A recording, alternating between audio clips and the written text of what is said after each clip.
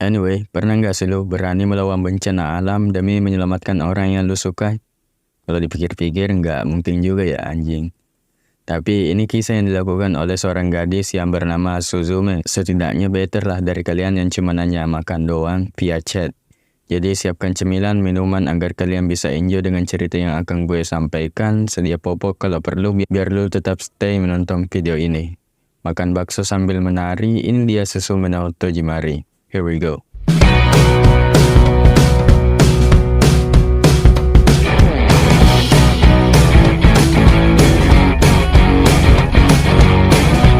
Film dibuka dengan memperlihatkan seorang anak perempuan yang sedang mencari ibunya. Namun sayang, anak itu tak menemukan sang ibu. Sampai siluet seorang wanita perlahan-lahan mendekatinya.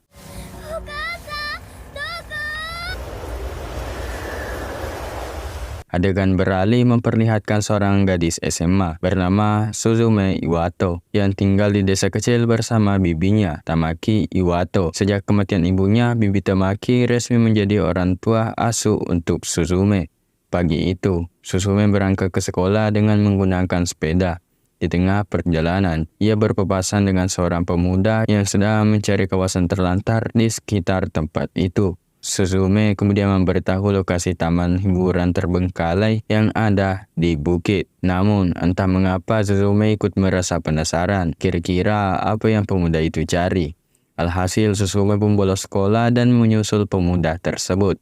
Di taman hiburan itu, Suzume tidak menemukan siapapun kecuali sebuah pintu misterius yang berada di tengah kolam. Perlahan, Suzume pun mendekati pintu itu dan membukanya. Dan ternyata, di balik pintu itu terlihat pemandangan yang sangat indah. Namun anehnya, Suzume tak bisa memasuki tempat itu meskipun ia sudah mencobanya berkali-kali. Suzume kemudian menemukan sebuah patung batu berbentuk kucing. Dan betapa terkejutnya ia saat patung batu itu berubah menjadi kucing hidup berwarna putih. Karena merasakan sesuatu yang aneh, Suzume pun akhirnya kabur dan kembali ke sekolah saat jam istirahat. Suzume melihat asap hitam yang berasal dari tempat yang sebelumnya ia datangi. Anehnya, asap hitam itu hanya bisa dilihat oleh Suzume. Bertepatan dengan itu, para siswa mendapatkan alarm peringatan gempa.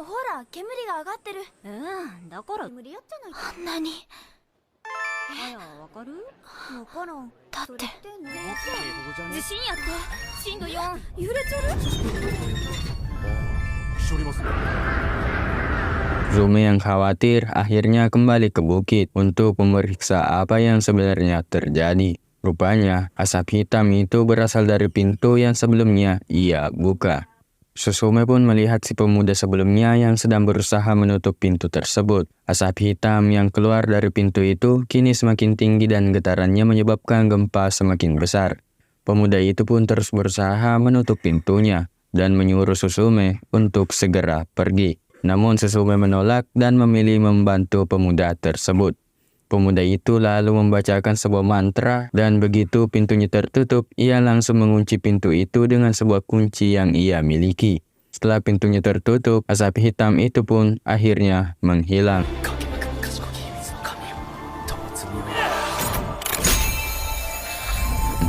Pemuda itu kemudian memperkenalkan dirinya sebagai Sota Munagata. Sota menjelaskan bahwa pintu itu adalah portal dan asap hitam yang keluar adalah cacing yang bisa menghancurkan dunia. Sesuai garis keturunannya, ia mendapatkan tugas untuk menutup setiap pintu yang ada di tempat-tempat yang ditinggalkan untuk mencegah terjadinya bencana besar. Sementara pintu itu seharusnya tersegel oleh sebuah patung batu. Namun sayangnya, patung batu yang ia cari juga menghilang. Suzume kemudian membawa Sota ke rumah untuk mengobati lukanya. Sambil menunggu, perhatian Sota tertuju pada sebuah kursi kecil yang kehilangan salah satu kakinya. Kursi itu adalah hadiah ulang tahun untuk Suzume yang dibuat langsung oleh sang ibu. Namun ia sudah lupa bagaimana kursi itu kehilangan salah satu kakinya. Tak lama kemudian, kucing putih sebelumnya tiba-tiba datang. Ia menyapa Suzume dan mengubah Sota menjadi kursi yang ada di sana. Rupanya kucing putih itu adalah patung batu yang Sota cari. Mereka harus menangkap kucing putih itu agar bisa menyegel pintu dan menyelamatkan dunia. Pengejaran pun dilakukan dan itu tanpa sadar mengarahkan mereka ke sebuah kapal feri yang bergerak menuju ke kota Ehime. Dengan wujudnya sebagai kursi, Sota terpaksa membutuhkan bantuan Suzume untuk membantunya menangkap si kucing putih. Bagaimanapun juga, hanya si kucing putih yang bisa mengembalikan wujud Sota dan menyegel semua pintu. Singkat cerita, Sota dan Suzume akhirnya sampai ke kota Ehime. Di sana, mereka melihat postingan sosial media penduduk setempat yang menamai kucing putih itu sebagai Daijin. Banyak orang yang mengabadikan foto dari Daijin di berbagai tempat, sehingga Suzume dan Sota bisa menjadikan foto-foto itu sebagai petunjuk untuk menemukan Daijin. Di postingan terbaru, Daijin terlihat di sebuah kebun jeruk. Saat perjalanan menuju ke sana, mereka melihat seorang gadis yang menjatuhkan satu keranjang jeruk dari motornya. Sota dan Suzume pun langsung membantu gadis itu dengan menggunakan sebuah jaring. Gadis itu pun berterima kasih kepada Suzume dan memperkenalkan dirinya sebagai Chika. Di tengah obrolan, Suzume kembali melihat asap hitam. Itu artinya, Daijin telah bergerak cepat dan membuka salah satu pintu yang ada di tempat itu. Rupanya asap itu berasal dari sekolah terbengkalai yang terletak di balik bukit. Suzume yang berlari lalu mendapatkan tumpangan dari Chika agar ia bisa sampai ke tempat itu lebih cepat. Dengan sekuat tenaga, Sota berusaha menutup pintu, namun wujudnya yang sekarang telah membatasi ruang geraknya. Karena hal itu, Sota memerlukan bantuan Suzume untuk bisa menutup pintu tersebut. Ia pun memandu Suzume untuk membayangkan kenangan di tempat itu, sehingga Suzume pun berhasil menutup dan mengunci pintunya. Daijin kemudian menghampiri mereka dan mengatakan bahwa ia akan membuka pintu-pintu lainnya. Pada malam itu, Suzume dan Sota akhirnya menginap di rumah Chika. Bibi Tamaki sempat menghubungi Suzume dan merasa khawatir karena ia tak kunjung pulang. Suzume terpaksa jujur pada sang bibi, namun ia berjanji akan segera pulang setelah semua urusannya selesai. Keesokan harinya, Suzume dan Sota berpamitan kepada Chika dan keluarganya, karena mereka harus mencari Daijin yang sekarang terlihat di jembatan menuju Kobe. Sialnya, Suzume dan Sota kesulitan mencari tumpangan dan bis selanjutnya akan sampai dalam 6 jam. Di tengah derasnya hujan, Suzume dan Sota pun mendapatkan tumpangan dari seorang wanita yang memiliki 2 anak kembar.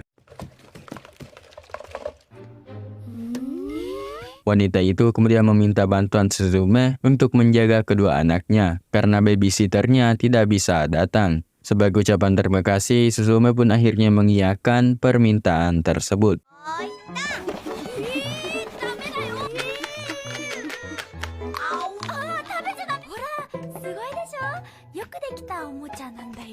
Sudah lelah mengasuh 2 anak tersebut, Suzume juga diminta untuk membantu di bar milik si wanita itu. Dan secara mengejutkan, Suzume melihat Daijin yang memberinya petunjuk tentang terbukanya pintu yang ketiga kali. Pintunya berasal dari taman hiburan terbengkalai, tepatnya di salah satu pintu biang lala. Kini Suzume dan Sota pun membagi tugas. Suzume bertugas menutup pintunya, sementara Sota akan mengejar Daijin untuk mengubahnya kembali menjadi patung batu. Dalam prosesnya, mereka tidak sengaja menghidupkan listrik di taman hiburan itu sehingga biang lala pun mulai bergerak. Ketika Sota berhasil menangkap Daijin, ia melihat Suzume yang mulai terpengaruhi oleh pintu. Sehingga Sota pun terpaksa melepaskan Daijin untuk menyelamatkan Suzume. Di balik pintu itu, Suzume melihat dirinya saat masih kecil dan seorang wanita yang memberikannya kursi berkaki 3. Sontak, Suzume berpikir bahwa wanita itu adalah mendiang ibunya. Beruntung sebelum Suzume melangkah lebih jauh, Sota berhasil menyadarkannya dan menutup pintu itu bersama-sama. Suzume kemudian menceritakan apa yang sebelumnya ia lihat kepada Sota. Sota menjelaskan bahwa tempat di balik pintu itu disebut Ever After atau akhirat. Di sanalah tempat jiwa-jiwa beristirahat dan dari sanalah cacing itu berasal. Pembicaraan mereka pun terus berlanjut ke hal-hal yang lebih pribadi. Sota bercerita bahwa ia sebenarnya adalah seorang mahasiswa keguruan. Selain akan menjadi guru, Sota juga memiliki tanggung jawab turun-temurun sebagai seorang closer atau penutup pintu. Jadi begitu tugasnya itu selesai, barulah ia bisa melanjutkan kehidupannya yang normal menjadi guru. Ketika tertidur, Sota merasakan tubuhnya tenggelam di lautan yang sangat dalam. Dan tiba-tiba ia terduduk di kursi tepat di hadapan sebuah pintu. Perlahan-lahan seluruh tubuhnya mulai mengeras dan membuatnya tidak bisa bergerak.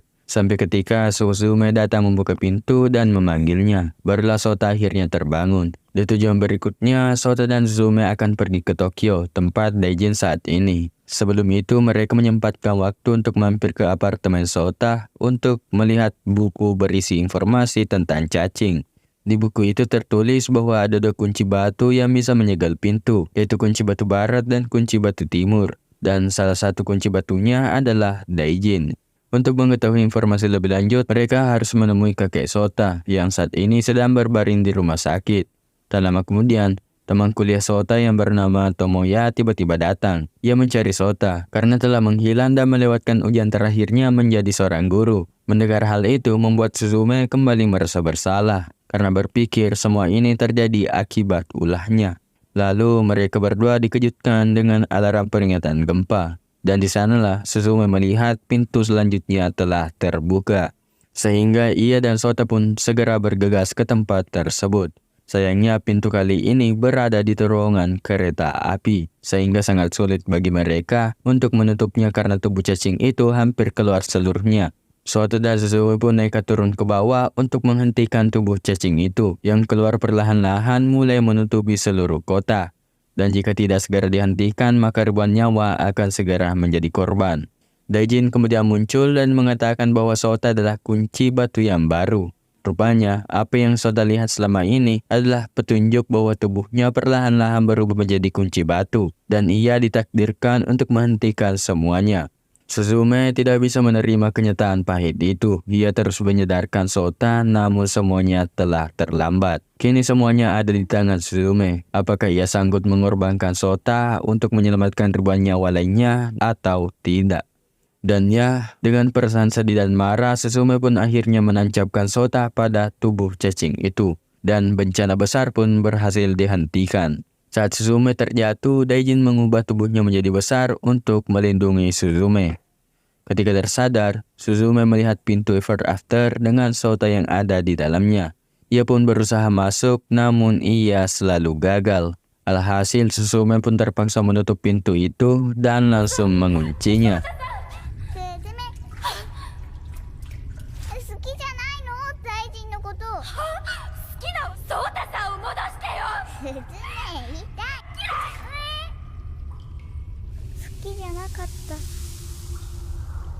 Keesokan harinya, Suzume pun pergi menemui kakek Sota.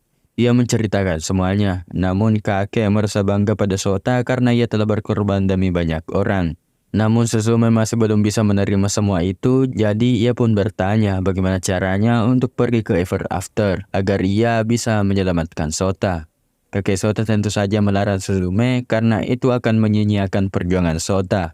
Namun karena Suzume terus bersikeras, ia pun akhirnya menyuruh Suzume untuk menemukan pintu pertama yang pernah ia masuki saat ia masih kecil. Suzume akhirnya teringat mimpi saat dirinya masih kecil yang membuka sebuah pintu untuk mencari ibunya. Setelah Suzume pergi, seekor kucing hitam mendatangi kakek Sota. Kucing hitam itu ternyata adalah kunci batu Tokyo bernama Sadajin yang telah tercabut. Kakek Sota pun memintanya untuk mengikuti Suzume dan membantunya untuk sampai ke pintu yang pertama ia buka. Suzume mendapatkan tumpangan dari Tomoya, lalu Bibi Tamaki juga menemukan Suzume dan ikut bersamanya. Selain mereka, ada juga Daijin yang tidak mau ketinggalan.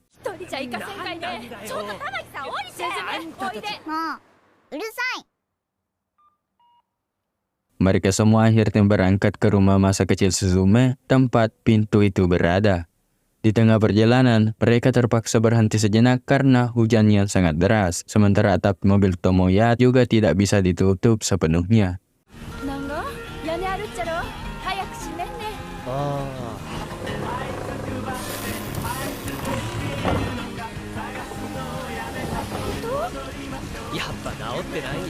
Bibi Tamaki dan Suzume berbincang sebentar, lalu mereka tak sadar pembicaraan itu malah memicu perdebatan di antara mereka. Setelah bibinya pingsan, barulah Suzume menyadari kalau Bibi Tamaki telah dirasuki oleh Sadajin. Pantas saja Bibi Tamaki menjadi tidak terkendali dan meluapkan emosinya pada Suzume. Setelah hal itu, perjalanan kembali dilanjutkan. Namun kini ada tambahan anggota, yaitu Sadajin.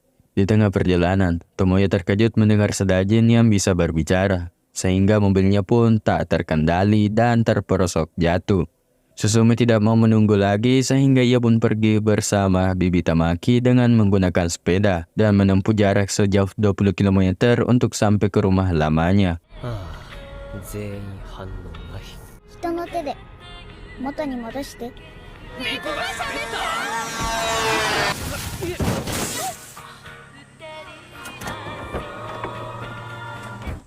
Singkat cerita, mereka pun akhirnya sampai ke rumah masa kecil Suzume. Suzume kemudian menggali sesuatu yang berisi barang-barang masa kecilnya.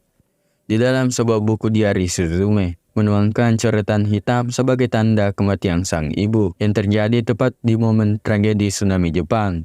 Lalu di halaman lain ada gambar pintu yang menjadi petunjuk bahwa semua mimpi Suzume selama ini adalah kenangan dari masa kecilnya. Tak disangka, Suzume baru menyadari kalau Daijin selama ini bukanlah pembuka pintu, melainkan pemandu bagi dirinya dan Sota untuk menuju pintu-pintu yang memang telah terbuka.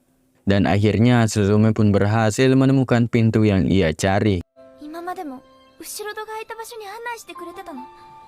Suzume, Daijin, dan Sadajin pun akhirnya masuk ke dalam Ever After. Tempat itu tampak mengerikan karena telah dikuasai oleh cacing. Sadajin lalu berubah dirinya menjadi bentuk raksasa dan bertarung melawan cacing tersebut. Di tengah situasi tersebut, Suzume berlari sekuat tenaga untuk menyelamatkan Sota. Dengan bantuan Daijin, Suzume pun berhasil mencabut kursi itu dan mengembalikan Sota ke wujud manusianya. Kejadian itu juga akhirnya mengubah Daijin kembali ke bentuk kunci batu. Sementara itu, Sadajin yang sudah tak mampu melawan cacing juga kembali ke bentuk kunci batunya. Sehingga kini tugas Suzume dan Sota untuk menancapkan kedua kunci batu ke tubuh cacing agar cacing itu bisa dikalahkan. Tak disangka semua perjuangan selama ini membuahkan hasil. Suzume dan Sota berhasil mengembalikan kehidupan di Ever After. Suzume kemudian melihat dirinya yang masih kecil dan ia berada tak jauh dari sana. Dan ia akhirnya sadar bahwa orang yang memberikannya kursi 3 kaki itu adalah dirinya sendiri. Setelah menangis dan menenangkan diri, Suzume kecil pun akhirnya pergi ke dunianya melalui pintu yang ada di sana. Begitupun dengan Suzume dan Sota yang juga kembali ke dunia mereka. Tak lama kemudian mereka pun mengunci pintu itu bersama-sama dan film itu pun akhirnya selesai. Gue Zul pamit sambil kayang and ciao.